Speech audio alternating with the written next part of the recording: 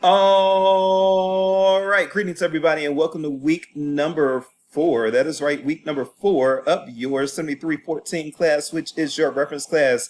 As always, I'm your professor, Dr. Jace K. Austin, and what we are going to do today is we are going to start out with a state of the course update, and then after we do our state of the course update for this week, we are from there going to talk a little bit about Wikipedia. There's some things that I want to share about Wikipedia. So, and this is to set the context of exactly why I assigned that Wikipedia edit assignment. So, yeah, there are a few things that I talk about regarding Wikipedia, and this is, just so you know, this is, what should I say? So yeah, like I'm sure, for instance, that some of you have been told that you don't use Wikipedia in professional writing or in scholarly or professional writing, because it is inaccurate.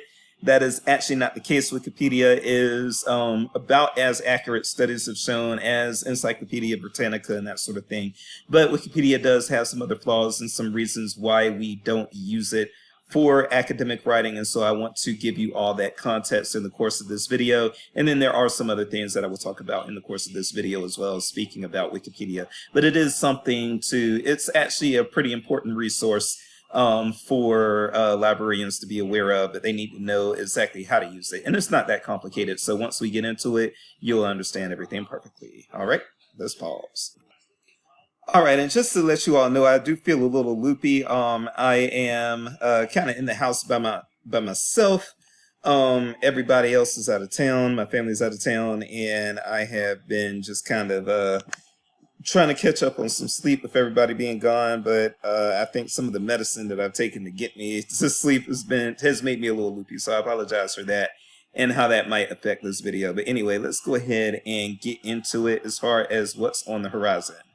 So, all these things, June the 22nd has passed, so we do know that we are coming up on June the 29th, but as you can see, there is nothing due on June the 29th. Again, there is nothing due on June the 29th. So this is probably actually your first, this is your first Sunday in this course where you didn't have something that was due. So because you don't have anything that's due this coming Sunday, I do suggest that you go ahead and get a good head start on discussion board prompt number 6 and start working on your Wikipedia edit assignment as well. And those will be due a week from Sunday, which will be July the 6th. So you don't have anything due on June the 29th, but you have the discussion board prompt and the Wikipedia edit assignment due on July the 6th. Also, keep working on those semester-long projects, okay? And outside of that, it looks like things have been going pretty well with the class. Again, I'm going to get caught up with grading those discussion boards and everything as quickly as I can, but that is going to take a little bit of catching up and everything to do, but that's something that I'm going to be working on tonight even, and throughout the course of this week. So hopefully I'll have your discussion board prompts, your discussion board participation. I'll hopefully have that graded out, which you all have done so far, by the end of this week, and I apologize for the delays there. And I mean, that's pretty much it. You all have been turning in your assignments on time. The discussion boards have looked good from what I've seen so far and everything. There's nothing that I feel that I really need to yell at you all about. However, again, I'll be looking at those virtual reference practice papers and making sure that you all, I will just pay attention to the feedback. Pay attention to the feedback that you all get on those assignments. And I'm sure that some of you made the common APA mistakes that I told you all not to make, so I'm sure that I'll see that in a few of your papers. If you get your paper back and you lose some points because you did your APA wrong, just take note of what I told you did wrong and correct that for your Wikipedia edit assignment, okay? All right, I think that is it for the state of the course update. All right, so let's get into getting some context for this Wikipedia edit assignment. First of all, the first thing we need to do is just look at the assignment itself. So let's go ahead and do that and just kind of go over really quickly the prompt. You all can read, so you all can read for your own self, so I'm not going to spend too much time on this prompt, but there are a few things that we can kind of just go over. So first of all, what page you can edit. I am actually going to loosen up these requirements right now, and I'll just say whatever page you are interested in, you can edit. So if you are interested in Well, whatever the case, whatever you might be interested in, if you see a page about your high school, your favorite band, your hometown, your favorite TV show, a hobby of yours, your favorite historical topic, anything of that nature, if you found a Wikipedia page for it, you are welcome to do your Wikipedia edit on that. Okay, so that is the first thing that I want to kind of put out there. You are not restricted to finding anything as far as articles needing additional references. I want you all to have fun with this assignment, so go ahead and do your Wikipedia edit on whatever you choose. Well, pretty much whatever you choose, but if you want to run it by me ahead of time, you are more than welcome to do so. I will say also, you can create a Wikipedia page if you want to. Every now and then I do have a student, probably like once a year, so not that often, but I do every now and then have a student that wants to create a Wikipedia page from scratch. Get some approval from me first, because I want it to be something that is not likely to get deleted. But as long as it's not something that is likely to get deleted, then by all means you can create a Wikipedia page from scratch. You do have some resources here on how you edit a Wikipedia page and what you should include in your edit. So your edit doesn't have to be something that is major, something that is huge, something that is totally gonna just like change the entirety of the page and make it just like 100 million times better. You don't have to do all that. Make some sort of substantial edit, and make sure that your edit is sourcing and citing high quality information, to make sure there's some sort of high quality source that you are using in order to justify your edit. And as long as you do that, then you're going to be just perfectly fine. And what should you turn in? You should turn in the Wikipedia edit, also your report and reflections, and make sure that there is, hold on for a second. Okay, yes. I would definitely prefer that you all include these screenshots as well, okay? Please, please, please have the screenshots. That very much helps out with grading this assignment, okay? And then as we scroll down, I do just want you all to be, oh, by the way, it is, again, perfectly fine to write in first person. Please do not refer to yourself in the third person. That annoys the hell out of me. Okay, all right, so with those things said, you've got your rubric there, boom, boom, boom, boom, boom. So again, it has to, your edit has to contribute substantial information. It needs to be clearly marked and apparent, including references and changes to text. Your reflection needs to document the changes you made, and it also needs to, your reflection needs to demonstrate a reflection of communicating information to end users.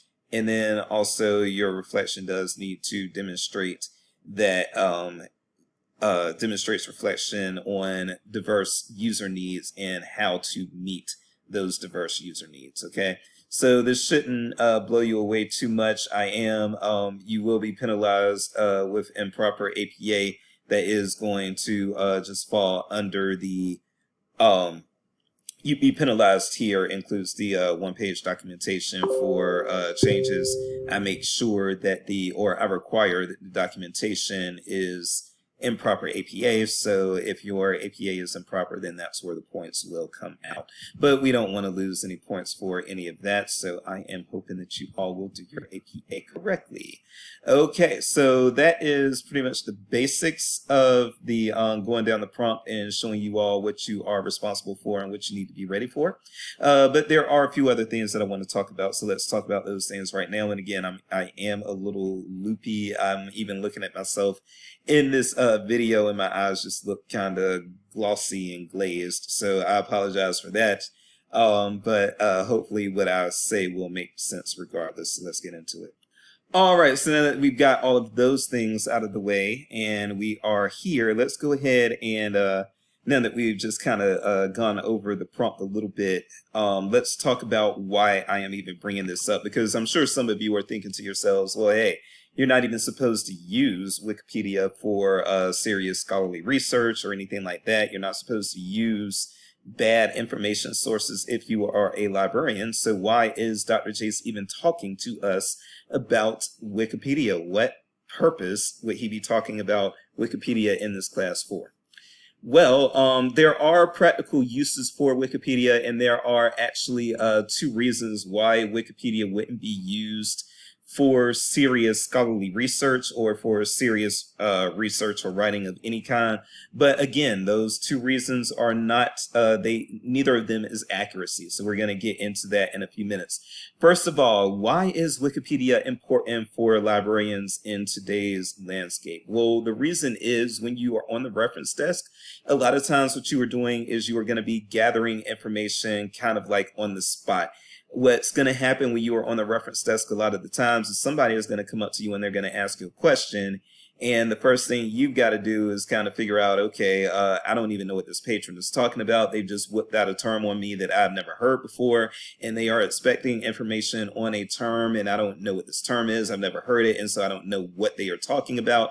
I don't know what adjacent or similar terms are. I need a thesaurus, all these things in order for me to get my research going. Okay, those are some of the things that are going to be going through your head, and that's why you had to do that virtual reference practice paper, by the way, is because when you actually have a somebody just comes up to the desk and asks you a question out of nowhere, and you have no context for that question, you don't know what they're even talking about, but you just got asked something, that can be pretty nerve-wracking. And so I do have an assignment where I kind of require you to capture those emotions and everything and what you experience on the reference desk. And there is a reason for that. The reason for that being that if you are having to capture the frustrations and everything that you felt at the desk, then one thing that you're going to do is, first of all, you're not going to be blindsided by that when you actually have your first professional job. You're going to know that those feelings are coming, but then you're also going to devise strategies so that you're not feeling those negative feelings as much. So for instance, if a negative feeling that you felt was, oh my God, I'm totally unfamiliar with how to use this database, and that database could have really helped me with that reference interview.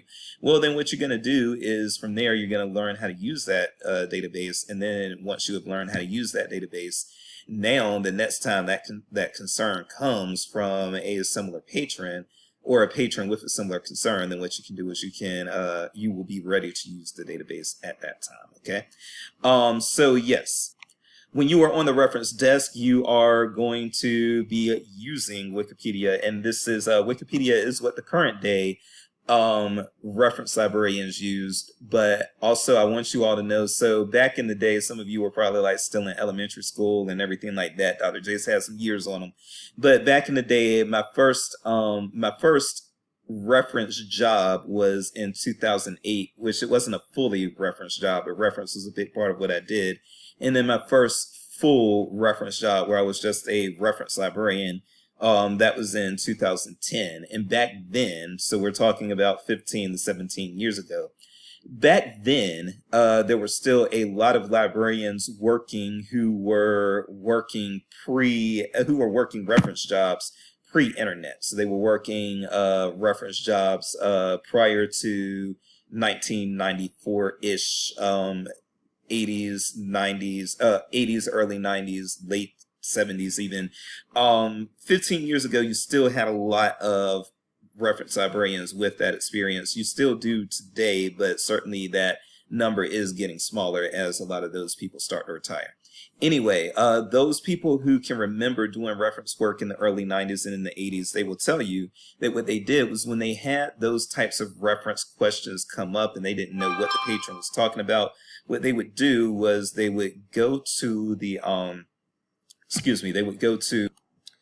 all right, so, yeah, when you were a librarian back in the 80s or the early 90s, what you would have to do is when somebody hit you with something that you were unfamiliar with on the reference desk, what you would do is you would go to the nearest encyclopedia set. It would usually be Encyclopedia Britannica or I forgot the other major encyclopedia set. That's how long it's been. I knew all of them when I was a child, but no longer because they are no longer used like they were. But yes, you would go to the Britannicas or something like that. Those old school reference librarians, they would go there. They would pull those encyclopedias and they would read up on what the patron was talking about, kind of read up impromptu, get as much information as they could, and then start thinking about relevant search terms and everything that they could use to kind of go into the card catalog, or if they had an OPAC of some sort, whatever OPAC they had, go into that and figure out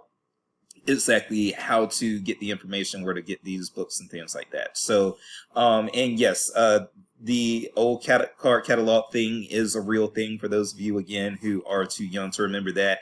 We actually did have the card catalogs back when I was in, actually, we weren't using them by the time I was in high school, because I graduated from high school in 2001, so I started in 97. And we were not using the card catalogs by that point in high school, but they were still there. But we did have like a very low speed dial-up OPAC that we were using by that point. But we had used the card catalog in elementary and middle school where I was from. Okay.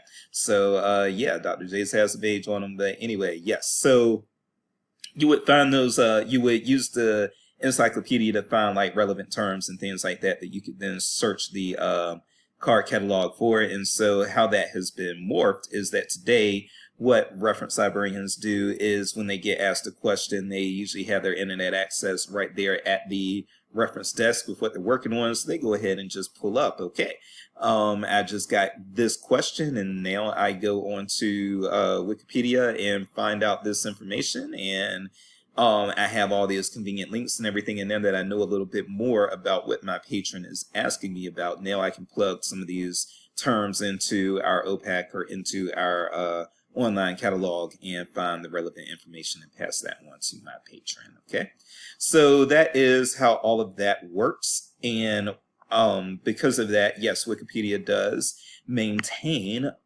well, yeah, it does maintain practical usage for today's audience. I don't know how else to put it that way. A better way to put this, again, I am kind of loopy.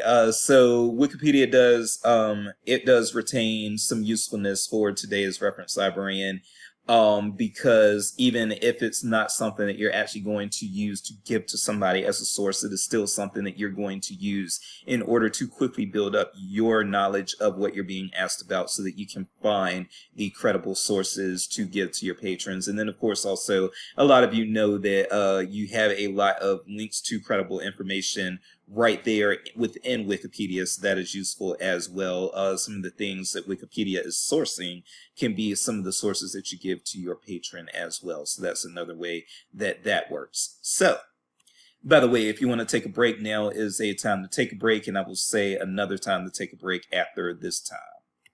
Okay, but so here's the thing. If I'm going to say that Wikipedia doesn't have an accuracy issue and that it's as accurate as Encyclopedia Britannica, why am I telling you that you still wouldn't use it for formal writing or for academic writing, for serious research and things like that? Why would Wikipedia not be a source if it's highly accurate? Well, there are two reasons, and I'm going to explain those two problems that Wikipedia has that are not accuracy, but why you would still not use Wikipedia for serious research. And those two issues are stability and authority. Again, those two issues are stability and authority. And let me tell you what I mean by those two things. So let's start out with stability. When I talk about stability, what I mean by that is a stable source will be a source that always says the same thing, pretty much, right? So let's say that you have a magazine article, and this magazine article was written in 2001, all right? That was the year that I started college, so let's go ahead. That's a year that I will always remember. Very eventful year for me. All right, so 2001 is when you are... 2001 is when an article that you are reading was published. Now, it doesn't matter when you are reading that article that was published in 2001. That article is still saying the same thing. This magazine article, let's say that this is an article from Time Magazine.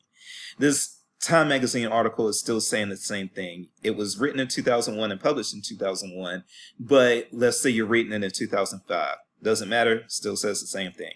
Let's say you're reading it in 2015. Doesn't matter, still says the same thing. Say you're reading it in 2025. Doesn't matter, still says the same thing.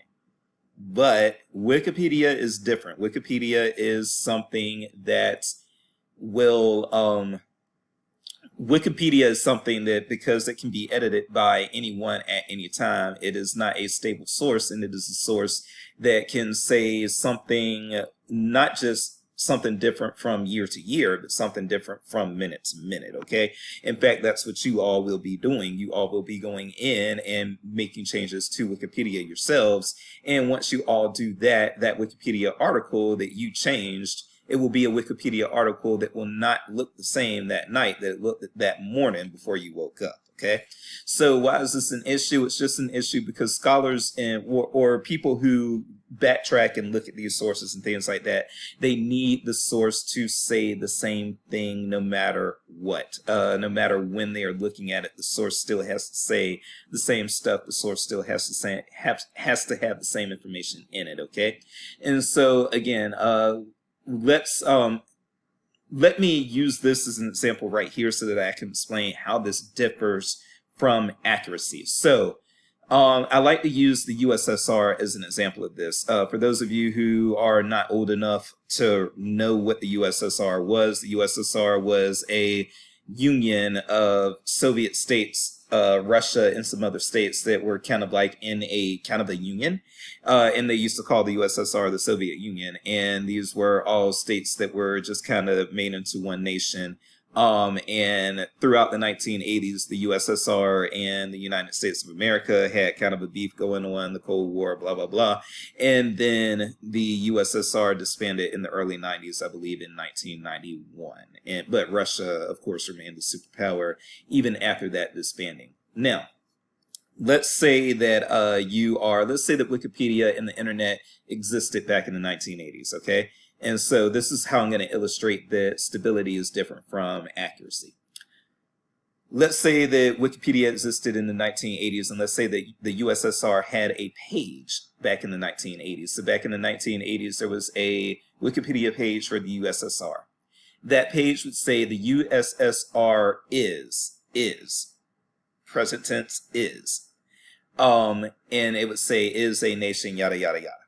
Now, let's say that you are looking at Wikipedia now in 1999. So after the USSR toppled, I believe either in 1991 or 92. So you're looking at Wikipedia in 1999 and it's the same page, the USSR page, but now it says instead of the USSR is, it says the USSR was, okay? So that's the difference. Now you've got past tense. The USSR no longer exists, so it says the USSR was instead of the USSR is. In both cases, Wikipedia is accurate. If Wikipedia says before the USSR disbands, if Wikipedia is saying before the USSR disbands, the USSR is, that is accurate. And if that same page is saying after the USSR disbands that the USSR was, that is also accurate. So it is accurate in both cases, but the source is unstable. Whereas you would have let's say that you had a magazine article written about the USSR in the 1980s, and that article is saying is, but then you look at that article in 1999, that article is now out of date because the USSR doesn't even exist. That article is actually probably less accurate to the USSR's current state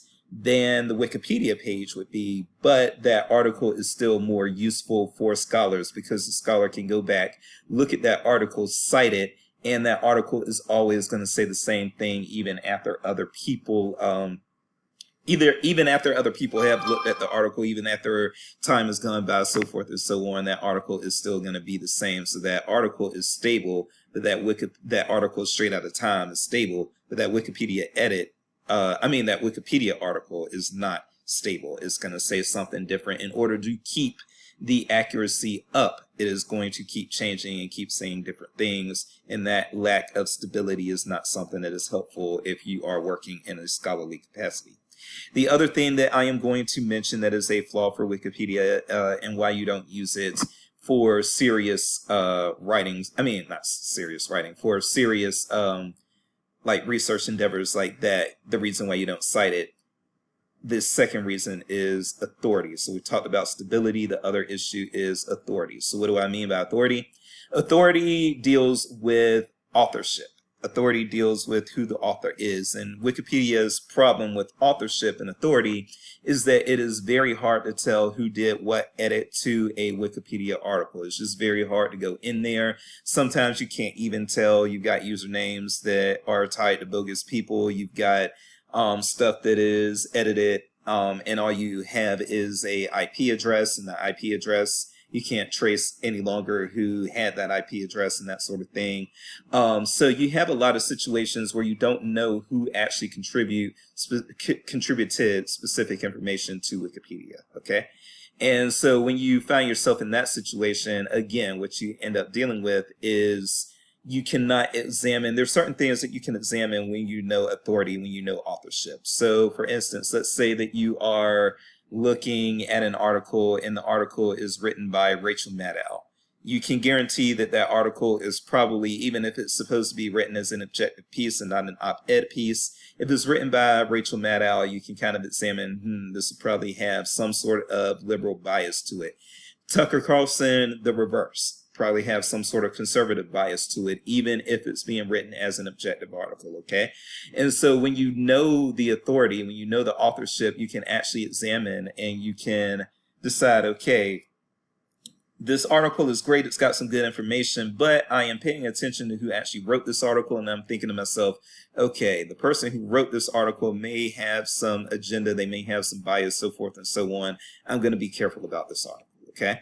That's what you are able to do when you have a source like Wikipedia, or, I mean, that's what you are able to do when you don't have a source like Wikipedia, but when you have a source that allows you to see exactly who contributed what to the article, or if you have a byline of the article, then you already know, okay, I can look at this person's credentials, I can see if this person has past biases, I can look and see who they're affiliated with, so forth and so on. And with Wikipedia, it is very difficult to do that. It is very hard to determine who made what edits and for what reasons. And so, yes, Wikipedia does have elements to it that kind of police bias and that sort of thing, but still, when you don't know who actually put the information in, then it's also hard to determine what their motives were for putting that information in. So again, those are your two issues with Wikipedia as far as why you would not use it or cite it for actual serious scholarly research. Those are the two reasons: authority and stability, not accuracy.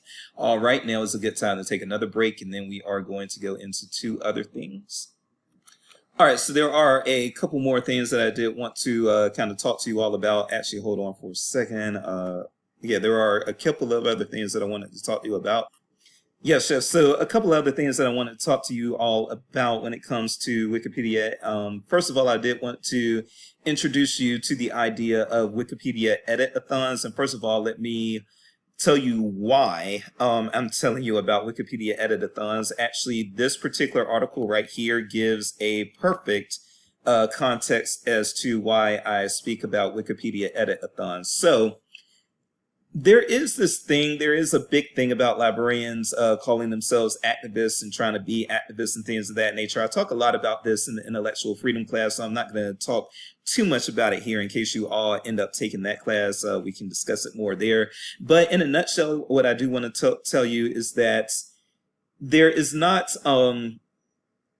okay, so there's a difference between activism and advocacy, right? And those two things work together. Activism and advocacy work together. But the thing is, activism is not something that is done from the inside. Activism is done from the outside and antagonizes already existing systems, whereas advocacy is something that is done from the inside. Therefore, when you are a librarian, you are not participating in activism because you are actually working from the inside. You are a government employee, you work for the establishment. There's no such thing as pro-establishment activism. You're not an activist if you are funded by the government. If people like Huey Newton or Fred Hampton or Harriet Tubman knew that librarians were calling themselves activists, which a lot of them do, they would slap them because they'd be like, okay, you're drawing a government check that makes you by necessity not an activist. Anyway, So, advocacy is our game, and advocacy, we can go again, take the intellectual freedom class if you want to talk about what the differences are and what advocates do as opposed to what activists do. But the main thing that I want you all to know is that from the inside, even as an advocate, if you want to do information advocacy that will correct wrongs, then one thing that you can do is you can actually, and a lot of librarians do this, you can enhance the information that is available in Wikipedia. And so what I mean by that is, as we all know and have already talked about, Wikipedia is a source that can be, it can be edited by anybody at any time, anywhere, okay? But what we as information professionals, as librarians and archivists and those sorts of things can do is we can enhance the information and put better information into Wikipedia for the sake of making high quality information more accessible to people without there being paywalls and that sort of thing. Wikipedia is used by millions upon millions of people every day, probably billions of hits every day. Don't ask me how many hits there are to Wikipedia every day, but I know that there are a ton. And so what you want, we as information professionals, we don't necessarily want to make a profit, but what we do want to do is make sure that the people who are accessing information online are accessing the best information they possibly can with the fewest amount of barriers that they can possibly be exposed to. Okay, and so that's how you do it. The way that you do it is by, one of the ways that you do it, is by enhancing the information that is on Wikipedia. So one thing that you will find is that a lot of librarians will do similar things to what Jessica Wade is doing here. Now, Jessica Wade, to my knowledge, is not a librarian. She's just somebody who is kind of an information advocate, and she wants to make sure that there was a gap. And Wikipedia does have a sexism problem. It's got a strong sexism bias. And so one issue that Wikipedia had was that it was lacking biographies for female scientists. And so Jessica Wade, a few years ago, she started tackling that problem. And she created over 8,000 Wikipedia biographies for female scientists. And so this was, again, though she did this in order for that information to be out there. She did this so that people would know who these female scientists are and the contributions that they have made to our species, right? But this is an example of information advocacy, and we as librarians can do similar things. So if you notice there is an information gap somewhere that you as a librarian can help address, then what you can do is you can do something similar to what Jessica Wade has done. Jessica Wade created all these biographies. If you notice something else, and it doesn't necessarily have to be tied to something related to social justice, but a lot of times that is what it is. So let's say that you discover that instead of female sciences, let's say that you discover that there is a lack in coverage and a lack on bios in Wikipedia for Asian architects or something like that, or I don't know, athletes or something like that of a particular race or something like that, but you notice a gap. Basically, if you notice a gap, what you can do is you can address that gap, and that is what Jessica Wade did. Jessica Wade noticed the gap with biographies of female scientists, and there are going to be gaps, especially when you talk about bias.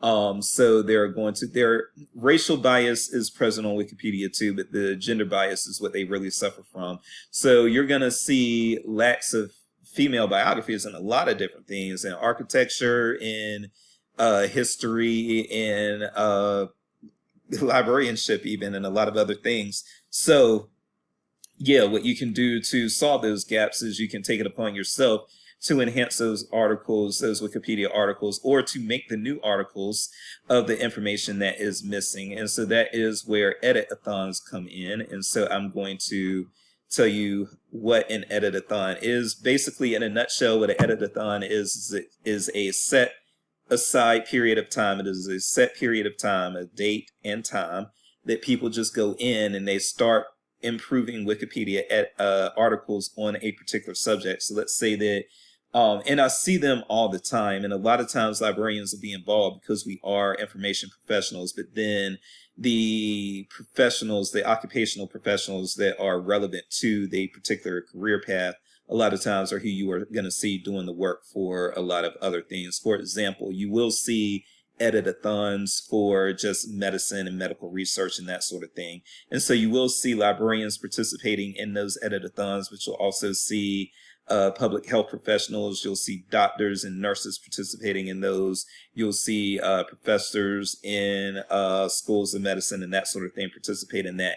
And what they're doing is they're trying to get the best information about diseases and treatments and that sort of thing out there. So you'll see those sorts of things going on. You do see a lot of social justice related edit-a-thons. So a lot of times you will see women's groups, for instance, they will set aside time for Wikipedia edit-a-thons, and they go and they enhance biography articles that deal with women, for instance, or they create articles, for instance, that, like, let's say that a woman invented a thing and then this thing does not have a Wikipedia page. A lot of times it will take those Wikipedia edit-a-thon opportunities to, explore those things and to create those pages and that sort of thing that actually capture the accomplishments of women. So as you can see from all that, all of that is to say that the edit-a-thons are very important. They are particularly important for those people who are social justice minded or who are just of the minds of, I want to get the best information I can out there to the public. Okay.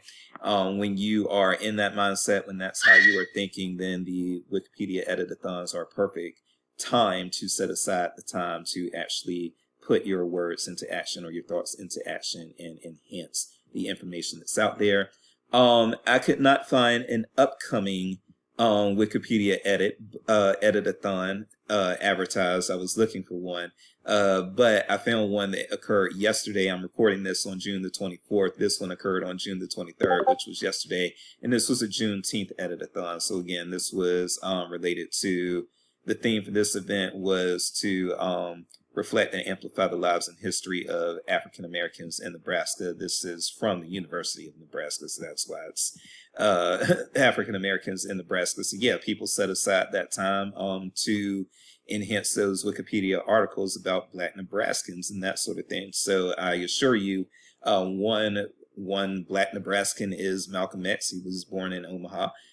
So I am quite sure that his page probably got some enhancements yesterday, and hopefully at least one or two pages about a Black Nebraskan that didn't exist before yesterday were created yesterday. And that is how the Wikipedia edit-a-thons work. And so what I'm going to do, I am going to, what is this? Oh, okay. I am going to, there we go. I'm going to link this article as well, how to host a Wikipedia edit-a-thon in your community. This is a recent article from December 2024, so I'm going to link that in the announcement that I put this check-in video in. Now is a good time for you to take a break, and then we have one more thing that I wish to talk about. All right, so now we are on that home stretch, and of course, as soon as I start trying to record, the dog wants to go out. Give me one moment. Okay, never mind. Now it's going back. All right, let's hope we can get through this before he comes back over here asking to go out again. Okay, so the last thing that I did want to talk to you all about is just what I feel are some concerns on the information landscape when it comes to Wikipedia and how reliant we are on it. And I now have some, we don't know where this is going to go, but I have some specific concerns now, especially related to artificial intelligence, AI. So here's what I want to kind of talk about at this point. So how many of you have heard the name Stephen Pruitt? Raise your hand if you have heard the name Stephen Pruitt. Well, I hope you have, because Stephen Pruitt, you have likely been affected by his hand in the American information landscape. So let me tell you who he is right now. Stephen Pruitt is a man who is right here, and Stephen Pruitt is a man who has made 4.4 million as of several years ago, by the way, keep that in mind. As of several years ago, 2021, he had made 4.4 million edits, and that is my dog. Hold on, let me pause while he does that. Okay, it sounds like all of that is over. So yes, 4.4 million edits to Wikipedia as of several years ago, as of almost 4 years ago. So he's still going strong, and he is also, I think, created. I think it was. I would have to go in here, or there's several articles that are written about him. In addition to over 4.4 million edits to Wikipedia as of nearly 4 years ago, he had also created, I believe it was over 10,000 original Wikipedia articles and that sort of thing. So we're talking about a guy who has put a lot of time into Wikipedia and has done a lot of altering of the information landscape. He has done a lot of alterations to the information that me, you, and many other people are accessing every day, and he's done it pseudo-anonymously, right? Now, yes, we can, he is somebody, okay, so now, by the way, he does have his own Wikipedia page now, and so now, as you can see here, he has also created more than 33,000 original Wikipedia articles, okay? That is a lot for somebody who we don't know. For the most part, we don't know who he is. We don't know what his intentions are. I'm sure he's a nice guy now that things have been written about him. Yes, I'm sure he's a nice guy, but you got to think about this. Yeah, nobody really knows what he's up to. Nobody really knows why he's editing all of these pages and things like that, aside from what he's telling people, okay? Now, Stephen Pruitt is probably not the threat, but here's the issue. Who is going to be the next Stephen Pruitt? Now, yes, this is a guy, this particular Stephen Pruitt doesn't seem to be a guy who wants to disinform and misinform Americans, right? Stephen Pruitt, by the way, disinformation and misinformation. Misinformation is information that is false. Disinformation is information that is deliberately false, in case you're wondering what the differences between those two terms are. Okay, so all disinformation is misinformation, but not all misinformation is disinformation. There you go. Anyway, so yes, looking at this guy, yeah, over 30,000 Wikipedia articles he has made. And now a more up-to-date figure, he has made over 6 million edits. This guy has a big influence on the information that we are consuming every day, and we don't even know who he is. We don't even think about this guy. I'm sure 90% of you hadn't heard about him before you started watching this video. And so then the question becomes, what if the next Stephen Pruitt is a malevolent actor? Yes, this particular Stephen Pruitt is not doing anything to us, and that's great. We like that. But what if the next Stephen Pruitt is a foreign agent or something of that nature? We know that when it comes to social media, we know that America, we know that the United States has tried to influence people through use of social media in other countries. And we know that other countries have created like their troll farms operating out of Russia, operating out of China, probably other places like North Korea. But there are troll farms out there that are infiltrating the minds of Americans by pretending to be Americans, and then once they pretend to be Americans, they put this information out there or they start arguments, they do these things on our social media to try to divide us and rip us apart, and that does create chaos within our democracy. And I'm not even going to get into, if you're one of these people that says, oh, we're not a democracy, we're a republic, save that for another day. I can have that argument. I just don't feel like having it now.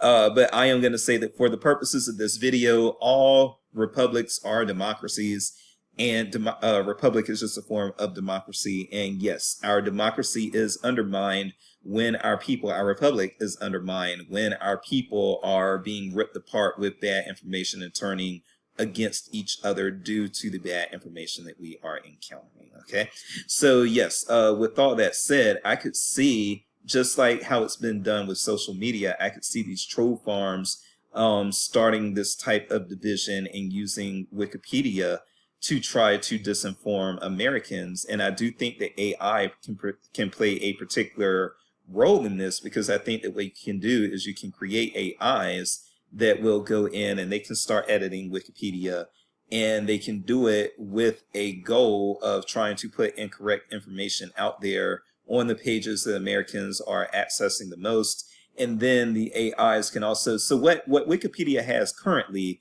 The fail-safe that Wikipedia has currently is that they do have this peer review network that's pretty effective. And so when bad information gets on a Wikipedia page, a lot of times it doesn't take long before another Wikipedia user notices it and says, hey, this is bad information. We're taking this out, blah, blah, blah, and that information comes out.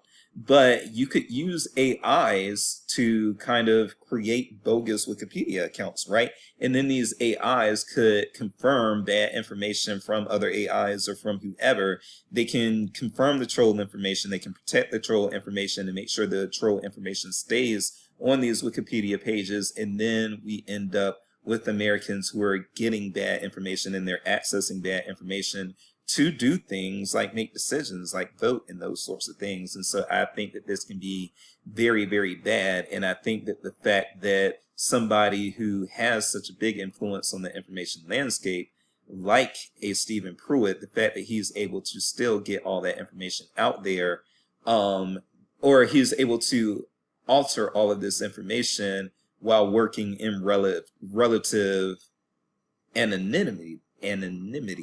I never say that word right, anonymity. So he's pseudo-anonymous when he is doing that sort of thing, right? But he is able to do it while he's pseudo-anonymous. And if he can do it, what will prevent these troll farms? What will prevent hostile foreign agents from doing it? And so forth and so on. And we can be in a very bad place if that does happen. So that's something that I want you all to be vigilant about. And I will go ahead and link those articles in the announcement as well, but I am going to leave it right there. I hope you all sped it up, and we'll talk about another database next week. But until then, I am Dr. Jace, and just be wary, be vigilant, because I do think that foreign actors can use Wikipedia to cause chaos within this place, Jace Place. Made my rhyme, took a little while, but I made my rhyme, so now I can end it happily. I will see you all next week and in the discussion boards.